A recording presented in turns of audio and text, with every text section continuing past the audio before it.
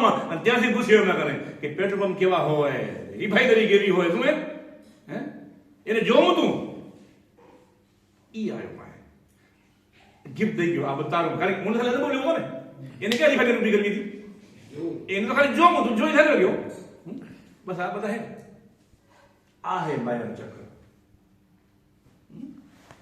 Just એક experience અનુભવ હે, ગરીબીનો અનુભવ, અમીરીનો અનુભવ, આરોગ્યનો, સુખનો, દુઃખના બધા જ જાતના અનુભવ મને પસાર થવાનું હે અને અનુભવનો ખેલ રચવા માટે આવ્યા. જેમ જેમ અનુભવ વિરામ પામશે એમ એમ તમારા કાળશરીરનો પ્રકાશ વધશે. સીધી વાત અને આપણું કામ જ આવે. એટલા હારું જ પૃથ્વી ઉપર આપણે આવ્યા, બીજું કઈ કામ નથી. પણ હવે તો એનો મતલબ એ કે ભાઈ આપણે વૈશ્વિક લેવલ ઉપર કામ કરવા આવ્યા ગયા. તો એમાં આ ભીમ આવે બોડી તૈયાર લીધી હે અને પૃથ્વીમાં રખડી જાય. પણ શરીરને એવું સક્ષમ બનાવો કે આપણું મશીન કોઈને 5 વર્ષ ભાડે આપી શકે. શું હે બેઠા ગઈ ગુફાઓમાં બેઠા હે, મશીનને તૈયાર કરો. આપણા મશીનને કે કોઈક આપણું મશીન પાસ કરે અને 5 વર્ષ કે 2 વર્ષમાં ઘૂસે અને આપણું ક્લિયર કરી નાખે. શું કારણ કે એ બાળક એને ખબર હે સૃષ્ટિનો રૂલ શું હે કે કર્યા વગર કઈ મળતું નથી. એટલે એ તો તમારું બોડી વાપરશે તો એ ગિફ્ટ તમને દઈને જ જશે, કારણ કે એ ઉધાર રાખતા નથી. અને આપ ખબર છે ને મોકલું લેવાની કે આ હે. તો અમે આ એક જે કોન્સેપ્ટ શરૂ કર્યો હતો કે સુખી દાંપત્ય જીવનની ચાવી અને બીજું આ ટીનેજરનો સેમિનાર.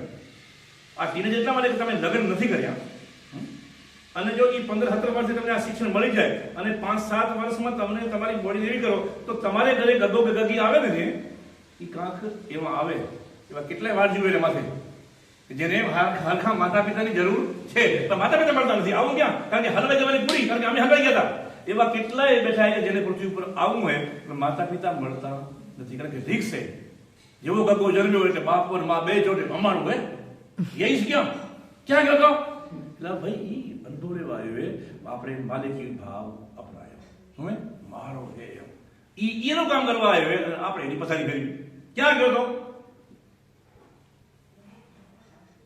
સમજી ગઈ બસ હું શું બોલું. તો આપણે ઘરે જન્મેલા જે કાંઈ ડગી ગગા હે એક્ઝેક્ટલી ક્યાંથી આવ્યા હશે એને રમવા દો ને. એ રમવા આવ્યા હે, એનું કામ કરવા આવ્યા હે. શું હે એનું કામ કરવા, એને કરવા દો, એને કરવા દો. અને ખાલી તમે દૂરથી ધ્યાન રાખો, દૂરથી ધ્યાન રાખો. કારણ કે ધ્યાન રાખવું તમે ટ્રસ્ટી હો જ્યાં સુધી એની હિસાબે ન રમી શકે ત્યાં સુધી તમે એનું ખાલી ધ્યાન રાખો અને ભેગી મજા આવી લ્યો. આ આવડતું પછી ત્યાં માલિકી ભાવ આવી. આ હે રમવાની વાત, આ હે જીવન.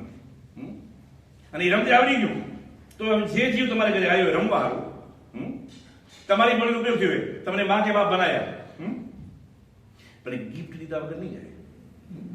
એ તમને દેખાય કે તમને દેખાય એની ગિફ્ટ અમૂલ્ય હશે. જો તમારી ધનની કામના પૈસા આપી હશે પણ જો તમને કોઈ આગળના ડાયમેન્શન જેની કરવાની ઈચ્છા હશે તો એમાં ધક્કો મારશે. તમારી કામના હે, તમને શું ખબર તમે. તો દેવકી અને યશોદા વસુદેવ જેલમાં પુરાણા 15 વર્ષ સુધી શું કામ?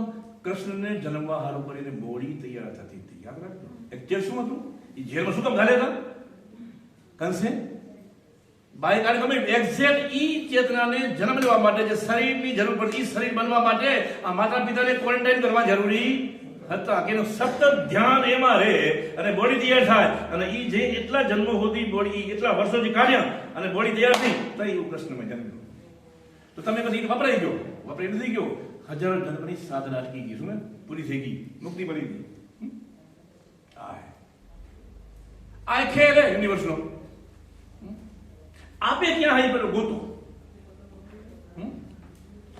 એક્ઝેક્ટ આપે ક્યાં હાઈ ગોતું. આપણો જય ગયો તે ખબર હું નડી રહ્યો તો કહેવાય મેં તમને પહેલું કીધું કે હવે હમણાં છેલ્લા 5 વર્ષમાં જે આપણે ઘરે જન્મેલા ને એ બધા જ આવા છે. એ કાંક કરવા એના મકસદથી આવ્યા અને તમે એના માતા પિતા બન્યા હો એ તમારી સદભાગ્ય હે. શું એક મોકો હે. ઈ આ મી વરેઓને ખરું ઉગી ગયું ઈ માયલા નથી. હવે આ ઈ ચેપ્ટર પૂરું થઈ ગયું. હવે જે આવેલા ઈ હેતુપૂર્વક આવેલા. યાદ રાખજો,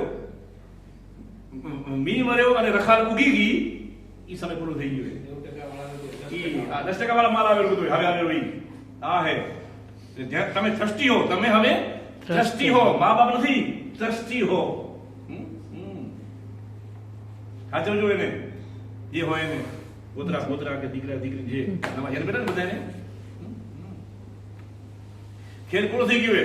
હવે ખેલને વિટાવાનો વારો આવ્યો. ખબર પેલા કચ્છ આપણે ખેડૂ હે ને, ખેડૂ પેલી વાવણી કરે, વાવણી કરે 43 વાવે પછી શું કરે?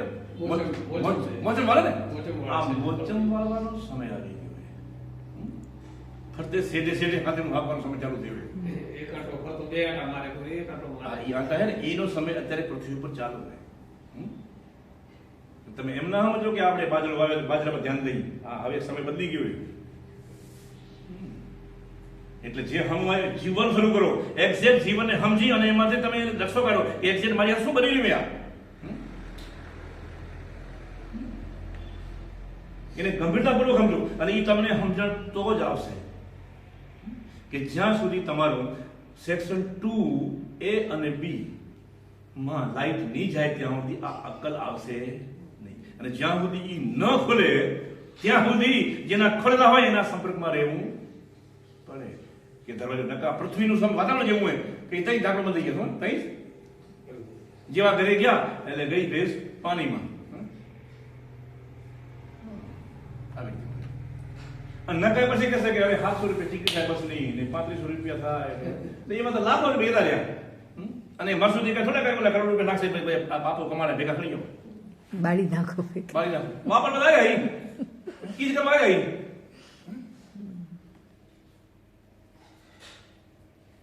જેની વાય આપણે લોહી રહ્યો, જેની વાય પુરુષાર્થ કર્યો અને એ ચીજ વાસ્તવિક યુઝ માટે જો આપણે કામ લાવે તો એને શું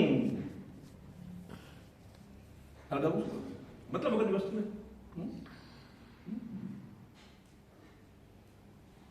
ગાડી લીધી 50 લાખ રૂપિયાની અને વર્ષ અહીંયા શિબિરમાં જવાનું છે લગાવી ભલે 5000 રૂપિયા મળી જાય કુરબાને એના તો હે નકર મતલબ એ ક્યાં એ બેસણામાં ગઈ ને હપ્પણમાં ગઈ ને લગ્નમાં ગઈ ને જાનમાં ગઈ બધે ગઈ. આધાર નહીં કાપા માણસનું મગજ નેરો માંડી થઈ ગયો. ધીમે ધીમે તમે એને સમજો અને સમજો.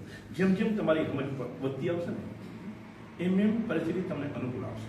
પરિસ્થિતિ જે અનુકૂળ થવાની જે પ્રોસેસ છે એ હે ચોથું ડેન્સિટી. એ ચોથું ડેન્સિટી હવે તમને ઓપ્શન દે રહી કે તું નક્કી તો કર અમે હઈ શું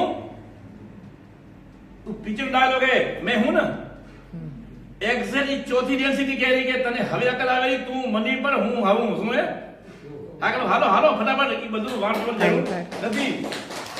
ઈ હે ચોથી ડેન્સિટી. પણ આપણે ભટકાઈ જાય બીક લાગી રહી ભાઈ બી થઈ શું થઈ જશે કેમ થશે આ થશે તે થશે. હે તો ઈશારા ખાલી કરવાના હોય ઈશારા. પોસ્ટર મારી દઉં ભગવાન એમ કહે છે કે તું આટલો તો કર તારું આમ થઈ જાય એ ખાલી પોસ્ટર માં લાગેલું છું. માય કોઈ ઉતારતું કાં તો વોટ્સએપના મેસેજમાં મૂકી સેન્ડ કરી રાખી સાંભળી આ કામ કરી રહ્યા માય કોઈ ઉતારે કે એક્ઝેક્ટ હે કઈ તો આપણે આવડી ગયું બધું.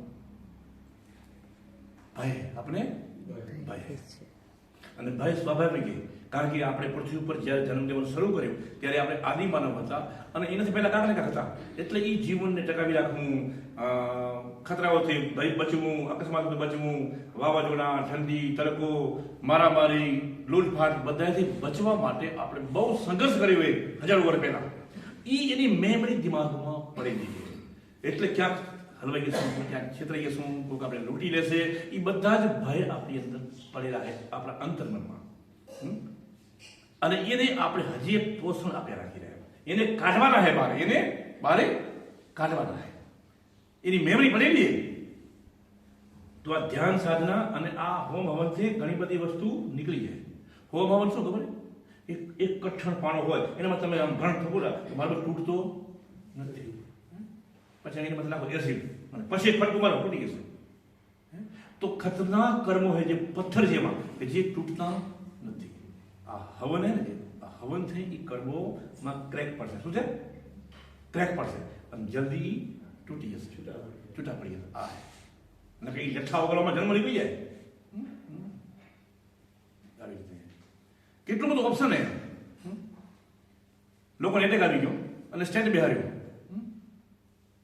સમજી જવાનું ઘટ વાગી ગઈ એક દિવસ સ્ટેન્ડ નો ઉપયોગ નહોતો અને શોધ નહોતી મરી ગયો માણસ મરી ગયો ખેલ પૂરો થઈ ગયો આ એક ઓપ્શન આવ્યો મેં હજી સમય હે આ માઇન્ડ સ્પ્રિંગ ગાડીને હજી 5 વાર વધારે હે ઉપર ઉપર પણ તો શું કરું આ પછી હું કેદી આવું એટલા હવા સ્ટેન્ડ શોધ થઈ આ સ્ટેન્ડ તમારા માટે ગિફ્ટ હે 5 વાર વધે તે કરવાનો બધો કરવા સમજે કે વાત આ આંખ વાળું એ ગયું ને આ મતલબ દેખાવ ઉભા થયા જે આ કેન્સરની શોધ થઈ દવાની આ સ્ટેજ બિહાર્યા લીવર બદલી ગયા કિડની બદલી ગયા આ બધું બદલી ગયા શું કામ તમને તક મળે કે જાગો અને ચેતો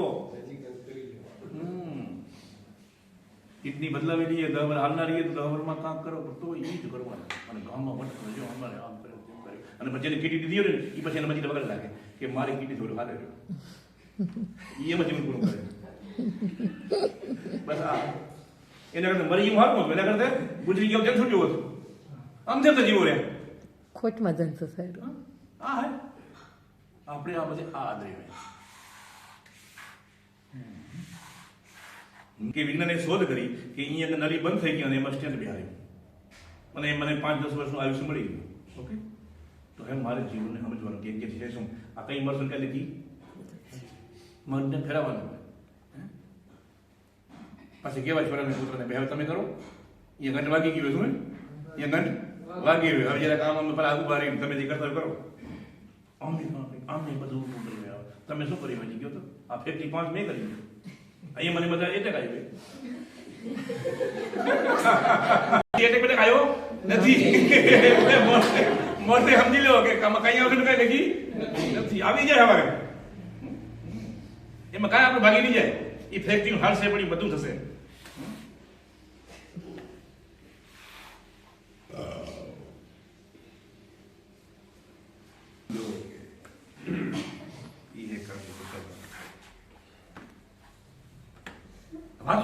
ગુરુ શરણે જાઓ તો એ આંટી ગુટી માંથી છોડા અટકર બેસી એલા ભાઈ દારૂ પડી જુઓ તો ખરા